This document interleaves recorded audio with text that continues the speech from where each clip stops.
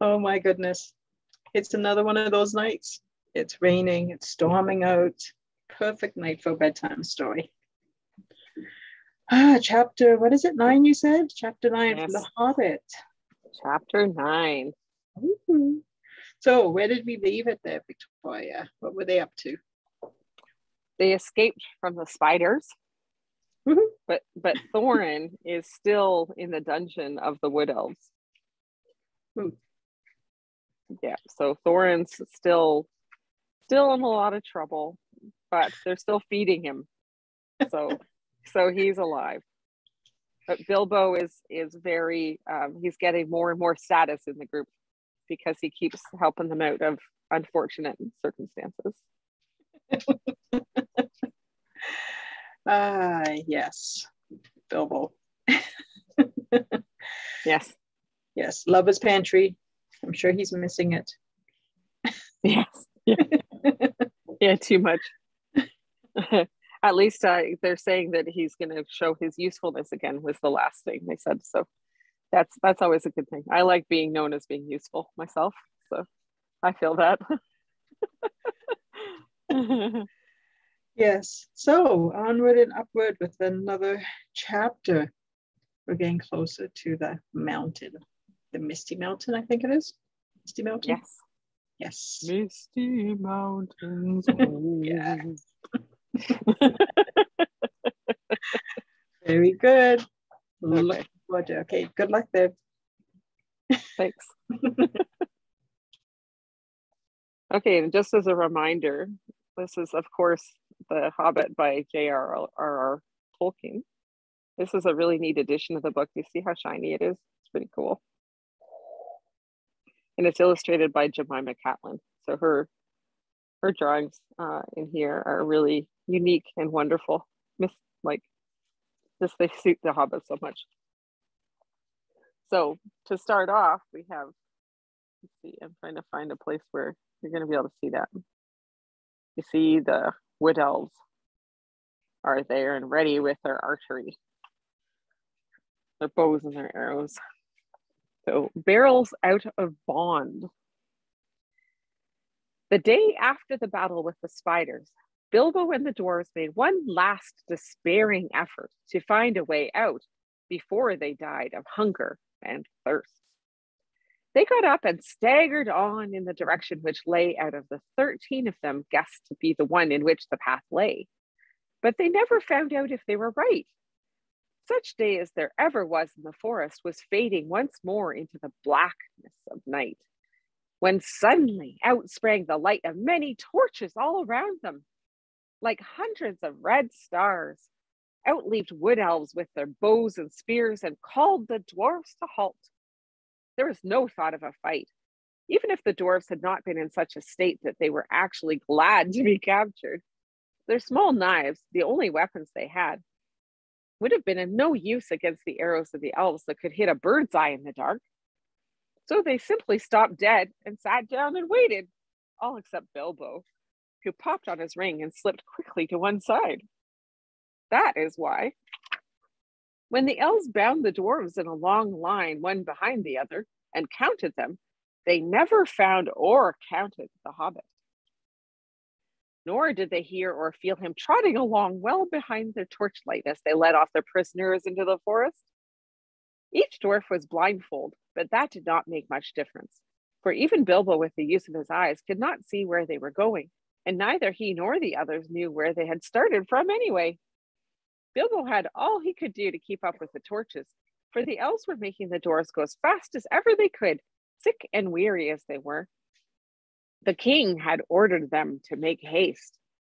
Suddenly the torches stopped, and the Hobbit had just time to catch up to them before they began to cross the bridge. This was the bridge that led across the river to the king's doors. The water flowed dark and swift and strong beneath, and at the far end were gates before the mouth of a huge cave that ran into the side of a steep slope covered with trees. There the great beeches came right down to the bank till their feet were in the stream. Across the bridge the elves thrust their prisoners, but Bilbo hesitated in the rear, He did not at all like the look of the cavern mouth, and he only made up his mind not to desert his friends just in time to scuttle over at the heels of the last elves, before the great gates of the king closed behind them with a clang. Inside, the passages were lit with red torchlight, and the elf guards sang as they marched along the twisting, crossing, and echoing paths. These were not like those of the goblin cities. They were smaller, less deep underground, and filled with a cleaner air. In a great hall with pillars hewn out of the living stone sat the Elven King on a chair of carven wood. On his head was a crown of berries and red leaves, for the autumn was come again.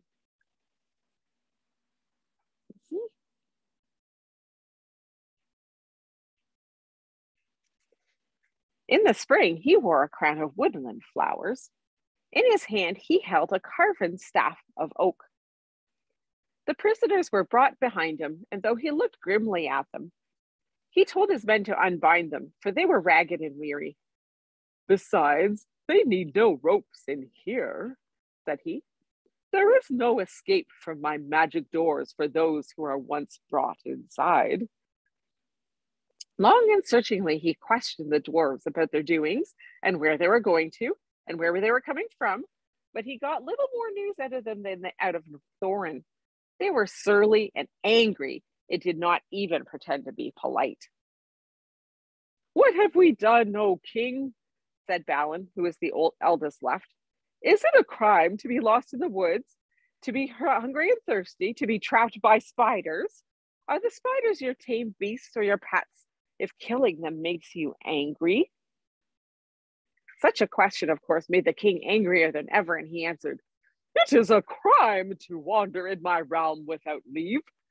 Did you forget that you were in my kingdom, using my road that my people made? Did you not 3 times pursue and trouble my people in the forest and rouse the spiders with your riot and clamor? After all the disturbance you have made, I have a right to know what brings you here. And if you will not tell me now, I will keep you all in prison until you have learned sense and manners." Then he ordered the dwarves each to be put in a separate cell and to be given food and drink, but not to be allowed to pass the doors of the little prisons until one, at least of them, was willing to tell him all he wanted to know. But he did not tell them that Thorin was also a prisoner with him. It was Bilbo who found that out.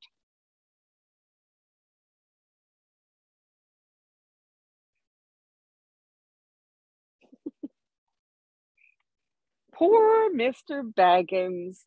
It was a weary, long time that he lived in that place all alone and always in hiding, never daring to take off his ring, hardly daring to sleep, even tucked away in the darkest and remotest corners he could find. For something to do, he took to wandering about the Elven King's palace. Magic shut the gates, but he could sometimes get out if he was quick. Companies of the wood elves, sometimes with the king at their head, would from time to time ride out to hunt or to other business in the woods in the lands to the east. Then, if Bilbo was very nimble, he could slip out just behind them, though it was a dangerous thing to do. More than once, he was nearly caught in the doors as they clashed together when the last elf passed. Yet he did not dare to march among them because of his shadow, although thin and wobbly as it was in torchlight, or for fear of being bumped into and discovered. And when he did go out, which was not very often, he did no good. He did not wish to desert the dwarves, and indeed, he did not know where in the world to go without them. He could not keep up with the hunting elves all the time they were out, so he never discovered the ways out of the wood and was left to wander miserably in the forest, terrified of losing himself until a chance came of returning. He was hungry too outside, for he was no hunter, but inside the caves he could pick up a living of some sort by stealing food from store or table when no one was at hand. "I am like a burglar that can't get away, but must go on miserably burgling the same house day after day," he thought. "This is the dreariest and dullest part of all this wretched, tiresome, uncomfortable adventure. I wish I was back in my hobbit hole by my own warm fireside with the lamp shining. He often wished, too, that he could get a message for help sent to the wizard, but that, of course, was quite impossible. And he soon realized that if anything was to be done, it would have to be done by Mr. Baggins, alone and unaided. Eventually, after a week or two of this sneaking sort of life, by watching and following the guards and taking what chances he could, he managed to find out where each dwarf was kept. He found all their 12 cells in different parts of the palace, and after a time, he got to know his way around very well. What was his surprise one day to overhear some of the guards talking and to learn that there was another dwarf in prison too, in a especially deep, dark place. He guessed at once, of course, that it was Thorin. And after a while, he found that his guess was right. At last, after many difficulties, he managed to find the place when no one was about and to have a word with the chief of the dwarves.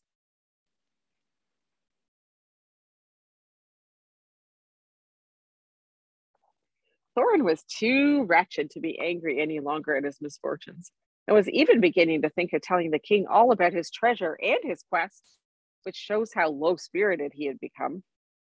When he heard Bilbo's little voice at his keyhole, he could hardly believe his ears.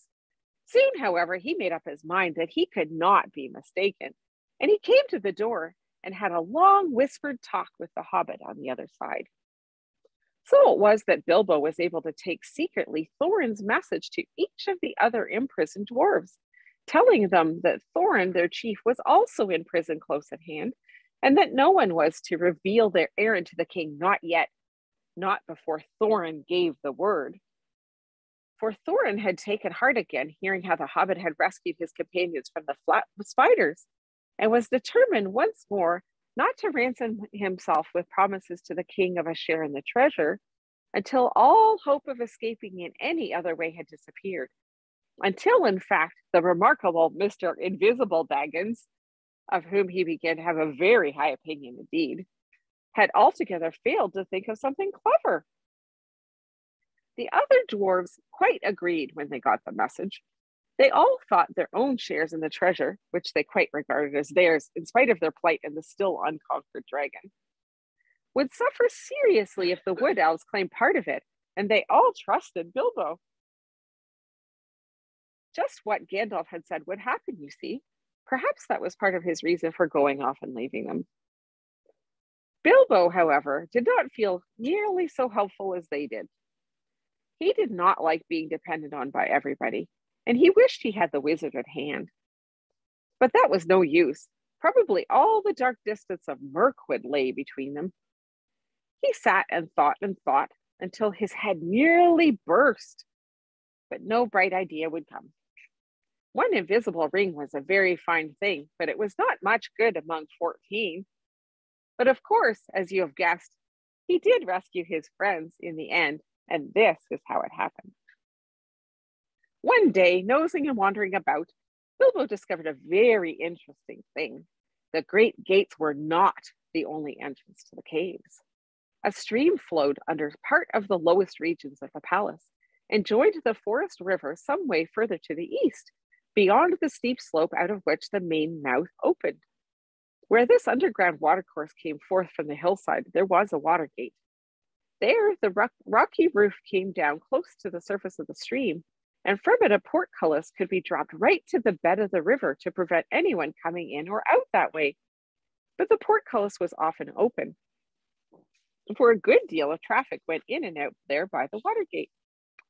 If anyone had come in that way, he would have found himself in a dark, rough tunnel leading deep into the heart of the hill.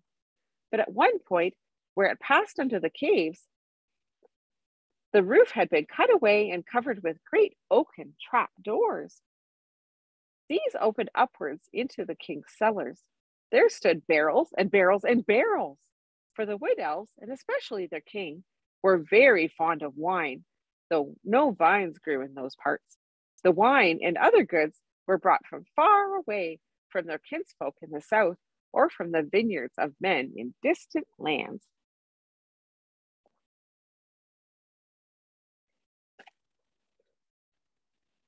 Hiding behind one of the largest barrows, Bilbo discovered the trapdoors and their use, and lurking there, listened to the talk of the king's servants. He learned how the wine and other goods came up from rivers or overland to the long lake. It seemed a town of men still throve there, built out on bridges far into the water as a protection against enemies of all sorts, and especially against the dragon of the mountain. From Lake Town, the barrels were brought up the Forest River. Often they were just tied together like big rafts and pulled or rowed up the stream. Sometimes they were loaded onto flat boats. When the barrels were empty, the elves cast them through the trapdoors, opened the water gate, and out the barrels floated on the stream, bobbing along until they were carried by the current to a place far down the river where the banks jutted out, near to the very eastern edge of Mirkwood. There they were collected and tied together and floated back to Lake Town, which stood close to the point where the Forest River flowed into the long lake. For some time, Bilbo sat and thought about this Watergate and wondered if it could be used for the escape of his friends, and at last he had the desperate beginnings of a plan. The evening meal had been taken to the prisoners. The guards were tramping away down the passages, taking the torchlight with them and leaving everything in darkness. Then Bilbo heard the king's butler bidding the chief of the guards good night. "Now come with me," he said, "and taste the new wine that has just come in. I shall be hard at work tonight, clearing the cellars of the empty wood. So let us have a drink first to help the labor." "Very good," laughed the chief of the guards. "I'll taste with you and see if it is fit for the king's table. There is a feast tonight, and it would not do to send up poor stuff." When he heard this, Bilbo was all in a flutter, for he saw that luck was with him, and he had a chance at once to try his desperate plan. He followed the two elves until they entered a small cellar and sat down at a table on which two large flagons were set. Soon they began to drink and laugh merrily. Luck of an unusual kind was with Bilbo then. It must be potent wine to make a wood elf drowsy, but this wine, it would seem, was the heady vintage of the great gardens of Dorwinion, not meant for his soldiers or his servants, but for the king's feasts only, and for smaller bowls, not for the butler's great flagons.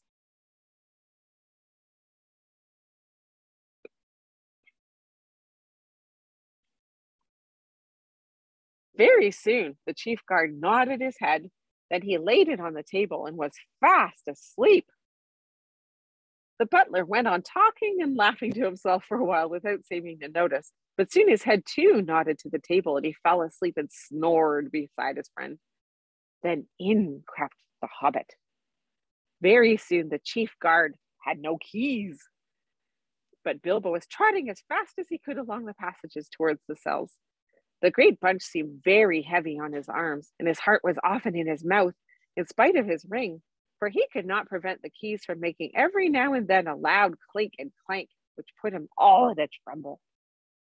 First he unlocked Balin's door and locked it again carefully as soon as the dwarf was outside. Balin was most surprised, as you can imagine, but glad as he was to get out of his wearisome little stone room, he wanted to stop and ask questions and know what Bilbo was going to do and all about it. "No time now," said the Hobbit. "You just follow me. We must all keep together and not risk getting separated. All of us must escape or die, and this is our last chance. If this is found out, goodness knows where the king will put you next, with chains on your hands and feet too, I expect. Don't argue, there's a good fellow." Then off he went from door to door until his following had grown to 12, none of them any too nimble, what with the dark and what with their long imprisonment. Bilbo's heart thumped every time one of them bumped into another or grunted or whispered in the dark. "Drat this dwarvish racket," he said to himself. But all went well and they met no guards. As a matter of fact, there was a great autumn feast in the woods that night, and in the halls above, nearly all of the king's folks were merrymaking. At last, after much blundering, they came to Thorin's dungeon, far down in a deep place, and fortunately not far from the cellars. "Upon my word," said Thorin, when Bilbo whispered to him to come out and join his friends, "Gandalf spoke true as usual. A pretty fine burglar you make, it seems. When the time comes, I am sure we are all forever at your service, whatever happens after this. But what comes next?" Bilbo saw that the time had come to explain his idea as far as he could, but he did not feel at all sure how the dwarves would take it. His fears were quite justified, for they did not like it a bit, and started grumbling loudly in spite of their danger. "We shall be bruised and battered to pieces and drowned too, for certain," they muttered. "We thought you had some sensible notion when you managed to get hold of the keys. This is a mad idea." "Very well," said Bilbo, very downcast and also very rather annoyed. "Come along back to your nice cells, and I will lock you all in again, and you can sit there comfortably and think of a better plan. But I don't suppose I shall ever get hold of the keys again, even if I feel inclined to try." That was too much for them, and they calmed down. In the end, of course, they had to do just what Bilbo suggested, because it was obviously impossible for them to try and find their way into the upper halls, or to fight their way out of gates that closed by magic. And it was no good grumbling in the passages until they were caught again. So, following the hobbit down into the lowest cellars, they crept. They passed a door through which the chief guard and butler could be seen still happily snoring with smiles upon their faces. The wine of Dorwinion brings deep and pleasant dreams. There would be a different expression on the face of the chief guard next day, even though Bilbo, before they went on, stole in and kind-heartedly put the keys back in his belt. "That will save him some of the trouble he is in for," said Mr. Baggins to himself. "He wasn't a bad fellow and quite decent to the prisoners. It will puzzle them all too. They will think we had a very strong magic to pass through all those locked doors and disappear. Disappear! We've got to get busy very quick if that is to happen." Balin was told off to watch the guard and the butler and give warning if they stirred. The rest went into the adjoining cellar with the trap doors. There was little time to lose. Before long, as Bilbo knew, some elves were under orders to come down and help the butler get the empty barrels through the doors into the stream. These were in fact already standing in rows in the middle of the floor, waiting to be pushed off. Some of them were wine barrels, and these were not much use, as they could not easily be opened at the end without a great deal of noise, nor could they easily be secured again. But among them were several others, which had been used for bringing other stuffs, butter, apples, and all sorts of things to the king's palace. They soon found 13 with room enough for a dwarf in each. Let's see Bilbo checking it out. In fact, some were too roomy. And as they climbed in, the dwarves thought anxiously of the shaking and the bumping they would get inside, though Bilbo did his best to find straw and other stuff to pack them in as cozily as he could manage in a short time. At last 12 dwarves were stowed. Thorin had given a lot of trouble and turned and twisted in his tub and grumbled like a large dog in a small kennel, while Balin, who came last, made a great fuss about his air holes and said he was stifling, even before his lid was on. Bilbo had done what he could to close holes in the sides of the barrels and to fix on all the lids as safely as it could be managed, and now he was left alone again, running round, putting the finishing touches to the packing, and hoping against hope that his plans would come off. It had not been done a bit too soon. Only a minute or two after Balin's lid had been fitted on, there came the sound of voices and the flicker of lights. A number of elves came laughing and talking into the cellars, and singing snatches of song. They had left a merry feast in one of the halls and were bent on returning as soon as they could. "Where's old Gallion the butler?" said one. "I haven't seen him at the tables tonight. He ought to be here now to show us what is to be done." "I shall be angry if the old slow coach is late," said another. "I have no wish to waste time down here while the song is up." "Ha ha!" said a cry. "Here's the old villain with his head on a jug. He's been having a little feast all to himself and his friend, the captain." "Shake him, wake him," shouted the others impatiently. Gallion was not at all pleased at being shaken or wakened, and still less at being laughed at. "You're all late," he grumbled. "Here I am waiting and waiting down here while you fellows drink and make merry and forget your tasks. Small wonder if I fall asleep from weariness." "Small wonder," said they, "when the explanation stands close at hand in a jug. Come, give us a taste of your sleeping draught before we fall to. No need to wake the turnkey yonder. He has had his share by the looks of it." Then they drank once round and became merry, mighty merry all of a sudden, but they did not quite lose their wits. Save us, Galleon, said some. You began your feasting early and muddled your wits. You have stacks of full casks here instead of the empty ones if there is anything in weight. Get on with the work, growled the butler. There's nothing in the feeling of weight in an idle tosspot's arms. These are the ones to go and no others. Do as I say. Very well, they answered, rolling the barrels to the opening. On your head be it, if the king's full butter tubs and his best wine is pushed into the river for the lakemen to feast on for nothing. Roll, roll, roll, roll, roll, roll, rolling down the hole. Heave ho, splash, pump, down they go, down they bump. So they sang at first one barrel and then another rumbled to the dark opening and was pushed over into the cold water some feet below. Some were barrels really empty. Some were tubs neatly packed with a dwarf each. But down they all went, one after another, with many a clash and a bump, setting on top of the ones below, smacking into the water, jostling against the walls of the tunnel, knocking into one another, and bobbing down the current. It was just at this moment that Bilbo suddenly discovered the weak point of his plan. Most likely you saw it some time ago and have been laughing at him. But I don't suppose you would have done half as well of yourselves in his place. Of course, he was not in a barrel himself, nor was there anyone to pack him in, even if there had been a chance. It looked as if he would certainly lose his friends this time. Nearly all of them had already disappeared through the dark trap door, and get utterly left behind and have to stay lurking as a permanent burglar in the elf caves forever. For even if he could have escaped through the upper gates at once, he had precious small chance of ever finding the dwarves again. He did not know the way by land to the place where the barrels were collected. He wondered what on earth would happen to them without him, for he had not had time to tell the dwarves all that he had learned, or what he had meant to do once they were out of the wood. While all these thoughts were passing through his mind, the elves began to sing a song round the river door. Some had already gone to haul on the ropes which pulled up the portcullis at the water gate so as to let out the barrels as soon as they were all afloat below.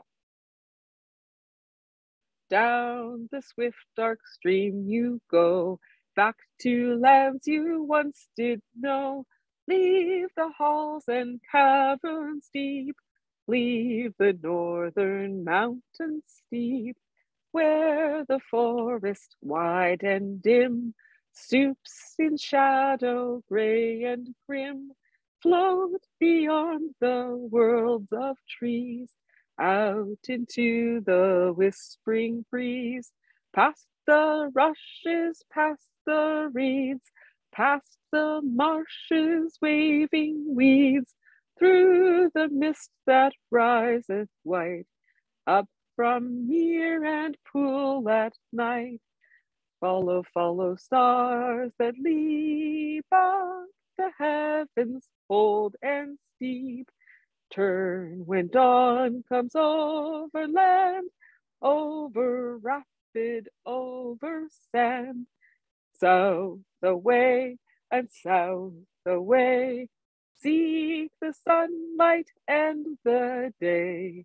Back to pasture, back to mead, where the kine and oxen feed.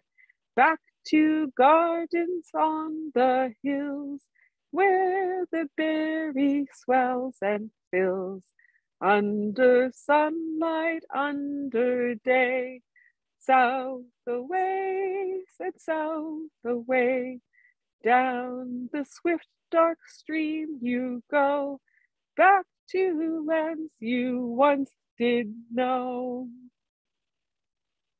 Now the very last barrel was being rolled to the doors. In despair and not knowing what else to do, poor little Bilbo got caught hold of it and was pushed over the edge with it. Down into the water he fell, splash, into the cold dark water with the barrel on top of him. He came up again, spluttering and clinging to the wood like a rat, but for all his efforts he could not scramble on top. Every time he tried, the barrel rolled round and ducked him under again, It was really empty and floated light as a cork. Though his ears were full of water, he could hear the elves still singing in the cellar above. Then suddenly the trap doors fell to with a boom, and their voices faded away. He was in the dark tunnel floating in icy water all alone, for you cannot count friends that are all packed up in barrels. Whoa, look at this.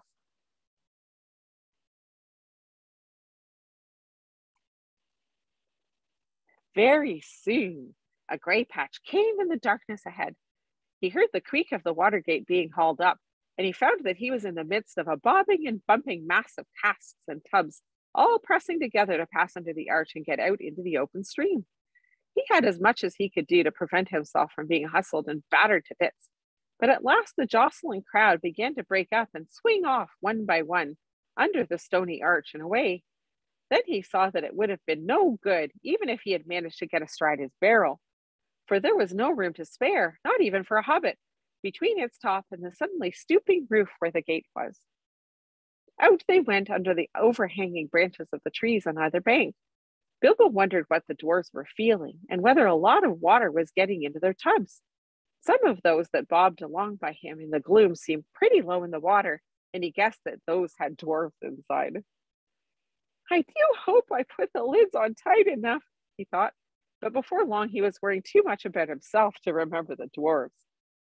He managed to keep his head above the water, but he was shivering with the cold, and he wondered if he would die of it before the luck turned, and how much longer he would be able to hang on, and whether he should have the chance of letting go and trying to swim to the bank. The luck turned all right before long. The eddying current carried several barrels close ashore at one point, and there for a while they struck up against some hidden root. Then Bilbo took the opportunity of scrambling up the side of his barrel while it was held steady against another. Up he crawled like a drowned rat and lay on the top spread out enough to keep the balance as best he could. The breeze was cold, but better than the water, and he hoped he would not suddenly roll off again when they started off once more. Before long, the barrels broke free again and turned and twisted off down the stream and out into the main current, but he managed it somehow. He found it very difficult to stick on as he had feared, though it was miserably uncomfortable.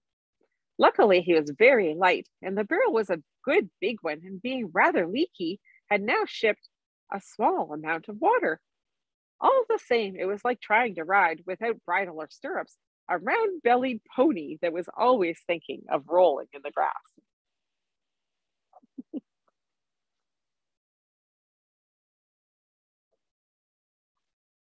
In this way, at last, Mr. Baggins came to a place where the trees on either hand grew thinner. He could see the paler sky between them. The dark river opened suddenly wide, and there it was joined to the main water to the forest river flowing down in haste from the king's great doors. There was a dim sheet of water no longer overshadowed, and on its sliding surface there were dancing and broken reflections of clouds and of stars. Then the hurrying water of the forest river swept all the company of casks and tubs away to the north bank, in which it had eaten out a wide bay. This had a shingly shore under hanging banks, and was walled at the eastern end by a little jutting cape of hard rock. On the shallow shore, most of the barrels ran aground, though a few went on to bump against the stony pier. There were people on the lookout on the banks. They quickly poled and pushed all the barrels together into the shallows, and when they counted them, they roped them together and left them till the morning. Poor dwarves! Bilbo was not badly off now. He slipped from his barrel and waded ashore, and then sneaked along to some huts that he could see near the water's edge.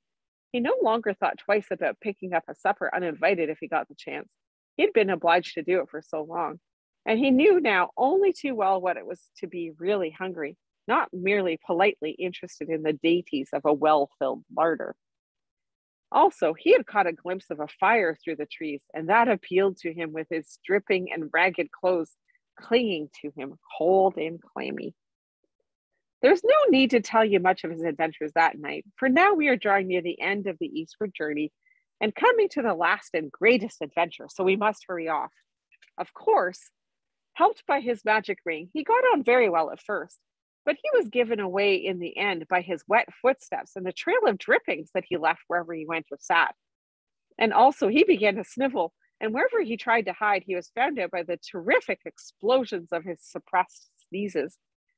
Very soon there was a fine commotion in the village by the riverside, but Bilbo escaped into the woods carrying a loaf and a leather bottle of wine and a pie that did not belong to him. The rest of the night he had to pass wet, as he was, and far from a fire, but the bottle helped him to do that. And he actually dozed a little on some dry leaves, even though the year was getting late and the air was chilly. He woke again with a specially loud sneeze. It was already gray morning, and there was a merry racket down by the river. They were making up a raft of barrels, and the raft elves would soon be steering it off down the stream to Lake Town. Bilbo sneezed again. He was no longer dripping, but he felt cold all over. He scrambled down as fast as his stiff legs would take him and managed just in time to get onto the mass of casks without being noticed in the general bustle. Luckily, there was no sun at the time to cast an awkward shadow, and for a mercy, he did not sneeze again for a good while. There was a mighty pushing of poles. The elves that were standing in the shallow water heaved and shoved. The barrels, now all lashed together, creaked and fretted. "This is a heavy load," some grumbled. "They float too deep. Some of these are never empty. If they had come ashore in the daylight, we might have had a look inside," they said. "No time now," cried the raftsman. "Shove off." And off they went at last, slowly at first, until they had passed the point of rock where other elves stood to fend them off with poles, and then quicker and quicker as they caught the main stream and went sailing away down, down towards the lake. They had escaped the dungeons of the king and were through the wood, but whether alive or dead still remains to be seen. And that is the end of the chapter. And we're almost halfway through the book. Chapter 10, A Warm Welcome is next. Nice. So we finally remembered the name of the town. Lake Town. Lake Town. That took a little bit of work. Yay, good reading. It's such a fun chapter. You can actually almost imagine that happening. Yes. Going down a river in a barrel. And it's fun making up tunes on the spot. Yeah, you did really well. Really, really well. It's one of the most fun parts of having those songs throughout the thing. So I just keep getting to make up music. Do arias. I did another aria for Andrew tonight. Very good. Oh, excellent. That was a fun chapter. It's always a fun one, the barrels. It is. But yeah, so I guess till next week, another chapter. We're getting closer to the mountain. I think it's going to be very much in view pretty soon. Yes. Misty mountains. Misty mountains. And then we have to remember what kind of bird that was tapping on the side of the mountain. I can't remember. Yes. Maybe somebody can write it in the Facebook, in the comments. Exactly. Remind us. Yep. Yes. The challenge of the night. See who's paying attention. Yep. So enjoy the evening, guys. Stay safe with the freezing rain and the crazy weather that's happening. And I guess we'll catch up with you soon. Yep. Bye-bye. Bye-bye.